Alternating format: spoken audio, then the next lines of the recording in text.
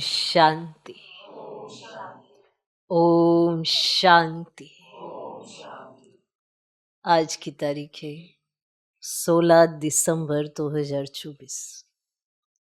साकार महावाक्य। बाबा कहते मीठे बच्चे,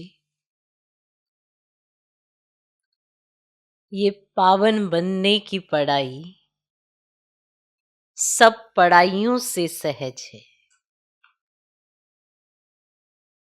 ये पावन बनने की पढ़ाई सब पढ़ाइयों से सहज है। इसे बच्चे, जवान, बूढ़े सब पढ़ सकते हैं। इसे बच्चे, जवान, बूढ़े सब पढ़ सकते हैं। सिर्फ 84 जन्मों को जानना है। सिर्फ 84 जन्मों को जानना है। बाबा कहते मीठे बच्चे, ये पावन बनने की पढ़ाई सब पढ़ाइयों से सहज है। इसे बच्चे, जवान, बूढ़े सब पढ़ सकते हैं। सिर्फ 84 जन्मों को जानना है। आज का प्रश्न, हर एक छोटे व बड़े को कौन सी प्रैक्टिस जरूर करनी चाहिए? हर एक छोटे व बड़े को कौन सी प्रैक्टिस जरूर करनी चाहिए? उत्तर, हर एक को मुरली चलाने की प्रैक्टिस जरूर करनी चाहिए। हर एक को मुरली चलाने की प्रैक्टिस जरूर करनी चाहिए, क्योंकि तुम मुरलीधर के बच्चे हो। क्योंकि तुम मुरलीधर के बच्चे हो। अगर मुरली नहीं चलाते हो तो ऊंच पद नहीं पा सकेंगे। अगर मुरली नहीं चलाते हो तो ऊंच पद नहीं पा सकेंगे। किसी को सुनाते रहो तो मुख खुल जाएगा। किसी को सुनाते रहो तो मुख खुल जाएगा। तुम हर एक को बाप समान टीचर जरूर बनना है। तुम हर एक को बाप समान टीचर जरूर बनना है। जो पढ़ते हो वह पढ़ाना है। जो पढ़ते हो वह पढ़ाना है। छोटे बच्चों को भी ये पढ़ाई पढ़ने का हक है। छोटे बच्चों को भी ये पढ़ाई पढ़ने का हक है। वे भी बेहद के बाप का वर्षा लेने के अधिकारी हैं। वे भी बेहद के बाप का वर्षा लेने के अधिकारी हैं। ओम शांति। अभी आती है शिव बाबा की जयंती। उस पर कैसे समझाना चाहिए? बाप ने तुमको समझाया है, वैसे तुमको फिर औरों को समझाना है। ऐसे तो नहीं बाबा जैसे तुमको पढ़ाता है वैसे बाबा को ही सबको पढ़ाना है। ऐसा तो नहीं है कि बाबा जैसे तुमको पढ़ाता है वैसे बाबा को ही सबको पढ़ाना है।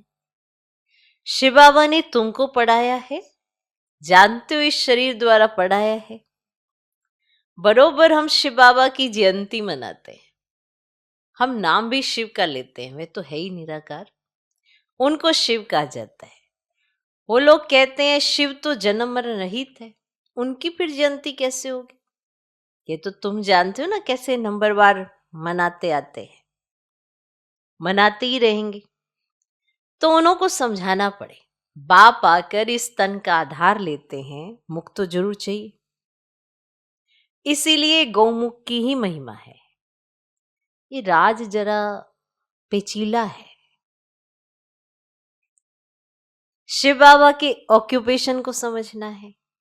हमारा बेहद का बाप आया हुआ है, उनसे ही हमको बेअद का वर्षा मिलता है। बरोबर भारत को बेअद का वर्षा था, और किसको होता नहीं। भारत को ही सचखंड कहा जाता है और बाप को ही ट्रुथ कहा जाता है। तो ये बातें समझानी पड़ती है। फिर कोई को जल्दी समझ में नहीं आता है और कोई झट समझ जाते हैं। ये योग और एजुकेशन माना पढ़ाई दोनों खिसकने वाली चीजें हैं। उसमें भी योग जास्ती खिसकता है। नॉलेज तो बुद्धि में रहती ही है, बाकी याद ही घड़ी घड़ी भूलते हैं। नॉलेज तो तुम्हारी बुद्धि में है ही कि हम कैसे 84 जन्म लेते हैं। जिनको ये नॉलेज है वही बुद्धि से समझ सकते हैं कि जो पहले पहले नंबर में आते हैं वही 84 जन्म लेंगे। पहले ऊंचते ऊंच लक्ष्मी नारायण को कहेंगे। नर से नारायण बनने की कथा भी नामी रामी है, और पूर्णमासी पर बहुत जगह सत्यनारायण की कथा चलती है। अभी तुम जानते हो हम सचमुच बाबा द्वारा नर से नारायण बनने की पढ़ाई पढ़ते। यह है पावन बनने की पढ़ाई, और है भी सब पढ़ाइयों से बिल्कुल सहज। 84 जन्मों के चक्र को जानना है, और फिर ये पढ़ाई सबके लिए एक ही है। बूढ़े बच्चे जवान जो भी हो सबके लिए एक ही पढ़ाई है। छोटे बच्चों को भी हक है। अगर माँ बाप इन्हों को थोड़ा थोड़ा सिखाते रहें तो टाइम तो बहुत पड़ा है। बच्चों को भी ये सिखाया जाता है कि शिव बाबा को याद करो। आत्मा और शरीर दोनों का बाप अलग अलग है। आत्मा बच्चा भी निराकार है, निराकारी है ना, तो बाप भी निराकारी है। तो यह भी तुम बच्चों की बुद्धि में है कि वह निराकार शिव बाबा हमारा बाप है।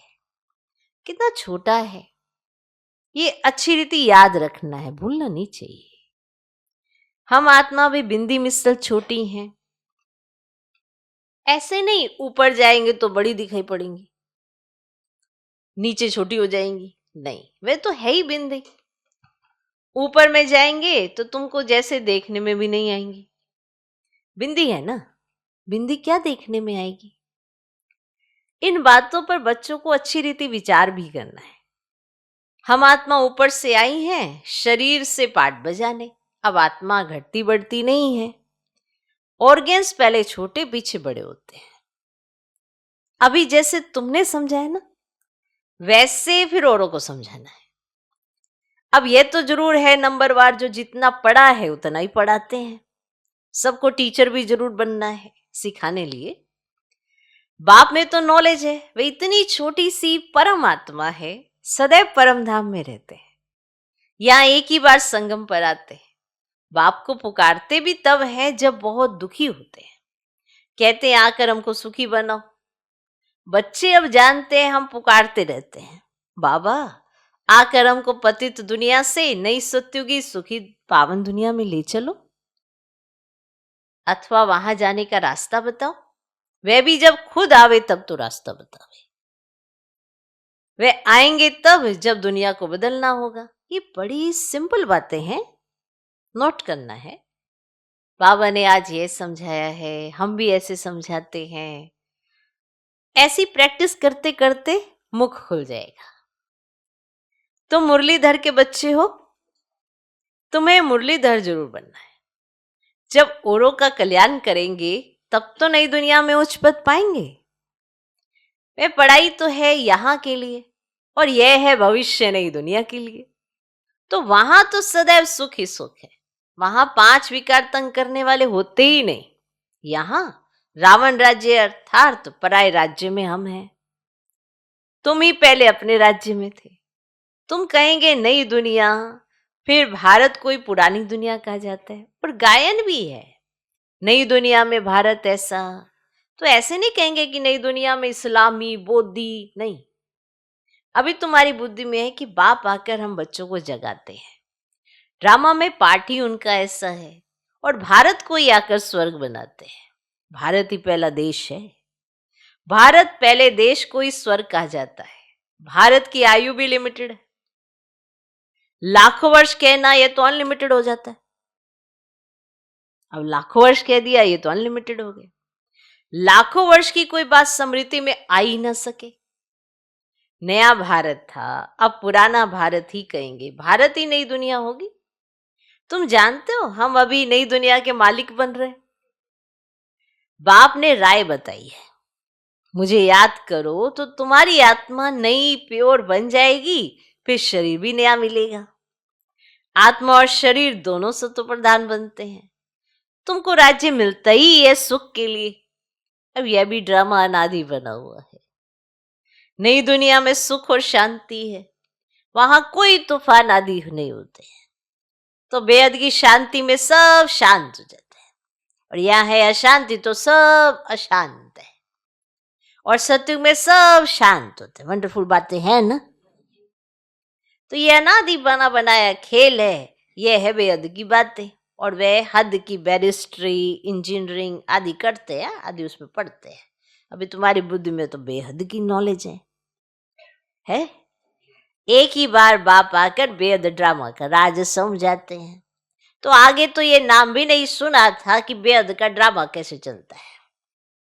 अभी समझते हो, सत्युग त्रेता जरूर वह पास्ट हो गया, उसमें इनका राज्य था, और त्रेता में राम राज्य था, ठीक। और पीछे फिर और धर्म आए हैं, इस्लामी, बौद्धि, क्रिश्चियन, तो सब धर्मों का पूरा मालूम है। ये सब 2500 वर्ष के अंदर आए हैं, क्लियर। उसमें 1250 वर्ष कलयुग है, सब हिसाब है ना। अब ऐसे तो नहीं सृष्टि की आयु ही 2500 वर्ष है, नहीं। अच्छा, फिर और कौन था?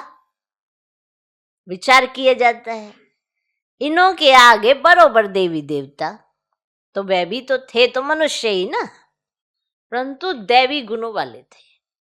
सूर्यवंशी, चंद्रवंशी 2500 वर्ष में, और बाकी आधा में वह सब थे, इस्लामी, बौद्धि, क्रिश्चियन।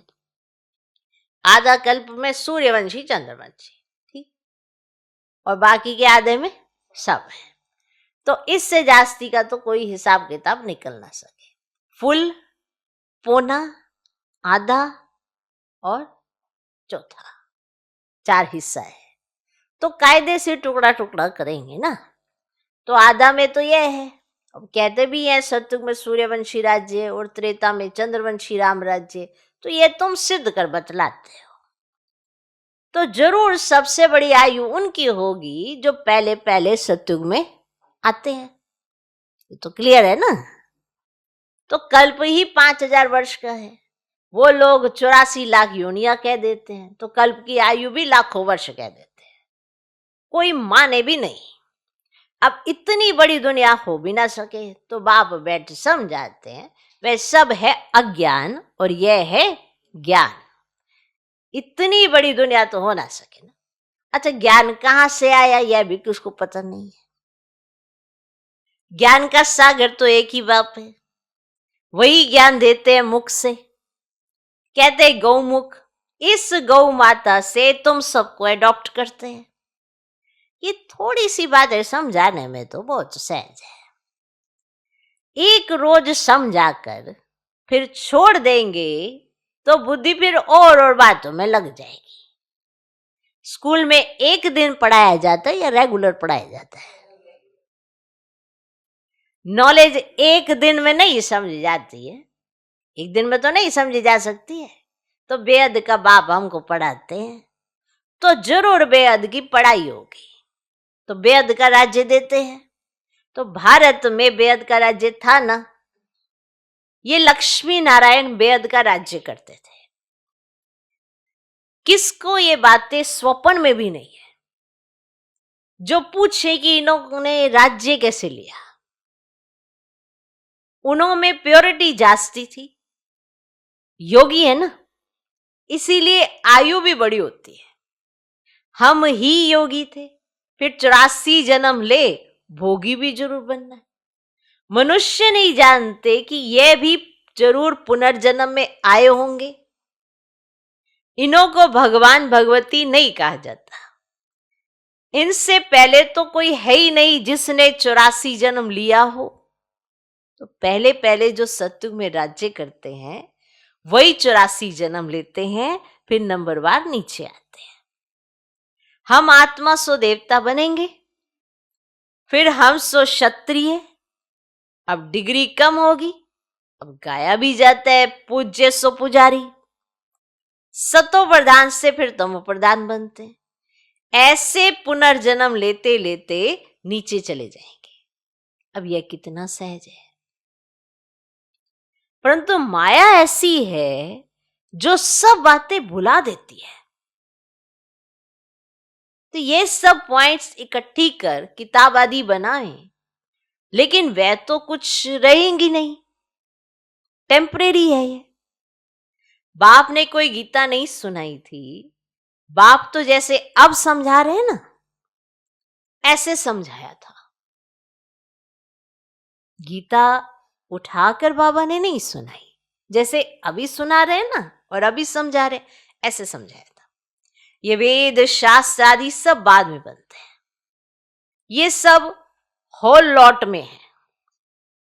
जो है ना, ये होल लॉट जो है, विनाश होगा तो ये सब जल जाएंगे।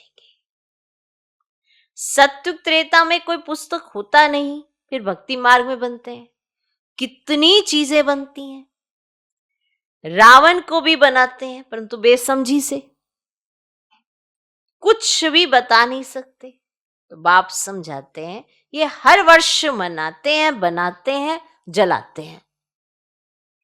जरूर ये बड़ा दुश्मन है, बड़ा दुश्मन है ये, जिसको हर वर्ष बनाया भी और जाता है और जलाया भी जाता है। तो जरूर ये बड़ा दुश्मन है। परंतु दुश्मन कैसे है ये कोई नहीं जानते। वह समझते सीता चुरा ले गए, इसलिए शायद दुश्मन है। सीता चुरा ली इसीलिए शायद दुश्मन। राम की सीता को चुरा ले जावे तो बड़ा डाकू हुआ ना, बड़ा डाकू हुआ जो सीता को चुरा के ले गए। कभी चोरी की, त्रेता में कहें व त्रेता के अंत में, त्रेता में कहें या त्रेता के अंत में चोरी हुई, इन बातों पर भी विचार किया जाता है। कभी चोरी होनी चाहिए। कौन से राम की सीता चोरी हुई? राम सीता की भी राजधानी चली है क्या? चली है क्या? चली है ना। एक ही राम सीता चले आए हैं क्या? अब यह तो शास्त्रों में जैसे एक कहानी लिखी हुई है, विचार किया जाता है कौन सी सीता, क्योंकि त्रेता में कितनी सीता, कौन सी सीता? 12 नंबर होते हैं ना राम सीता, तो कौन सी सीता को चुराया? जरूर पिछाड़ी का होगा। अब ये जो कहते हैं राम की सीता चुराई गई, अब राम के राज्य में सारा समय एक का ही राज्य तो नहीं होगा, जरूर डिनाइस्टी होगी। तो कौन से नंबर की सीता चुराई? ये सब बातें, ये सब बहुत समझने की बातें हैं, ये सब बहुत समझने की बातें हैं। तुम बच्चे बड़ी शीतलता से किसी को भी ये सब राज समझा सकते हो, बहुत शीतलता से। बाप समझाते हैं भक्ति मार्ग में मनुष्य कितना धक्का खाते खाते दुखी हो गए। जब अति दुखी होते हैं तब रड़ियां मारते हैं, बाबा इस दुख से छुड़ाओ। रावण तो कोई चीज नहीं है ना, अगर है तो अपने राजा को फिर हर वर्ष मारते क्यों है? रावण की जरूर स्त्री भी होगी, अगर वो राजा है तो फिर अपने राजा को क्यों मारते हैं हर वर्ष? तो रावण की जरूर कोई स्त्री भी होगी।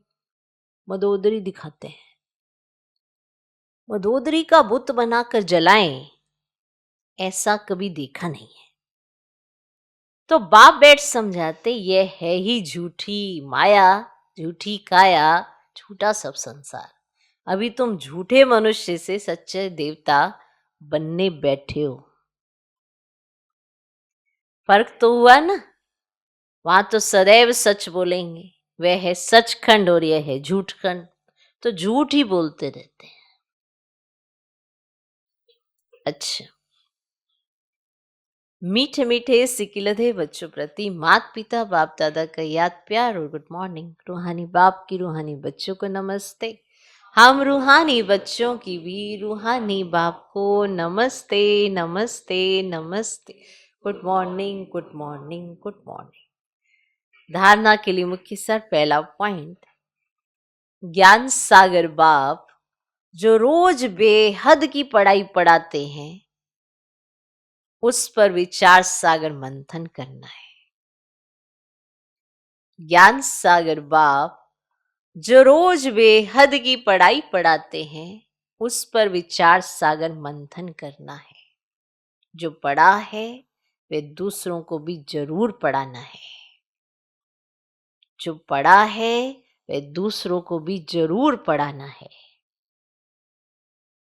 ज्ञान सागर बाप जो रोज बेहद की पढ़ाई पढ़ाते हैं, उस पर विचार सागर मंथन करना है। जो पढ़ा है वे दूसरों को भी जरूर पढ़ाना है। दूसरा पॉइंट, ये बेहद का ड्रामा कैसे चल रहा है? ये अनादि बना बनाया वंडरफुल ड्रामा है। ये बेहद का ड्रामा कैसे चल रहा है? ये अनादि बना बनाया वंडरफुल ड्रामा है। इस राज को अच्छी रीति समझकर फिर समझाना है। ये बेहद का ड्रामा कैसे चल रहा है? ये अनादि बना बनाया वंडरफुल ड्रामा है। इस राज को अच्छी रीति समझकर फिर समझाना है। आज का वरदान, पवित्रता की श्रेष्ठ धारणा द्वारा एक धर्म के संस्कार वाले समर्थ सम्राट, पवित्रता की श्रेष्ठ धारणा द्वारा एक धर्म के संस्कार वाले समर्थ सम्राट भव। आपके स्वराज्य का धर्म अर्थात धारणा है पवित्रता। एक धर्म अर्थात एक धारणा।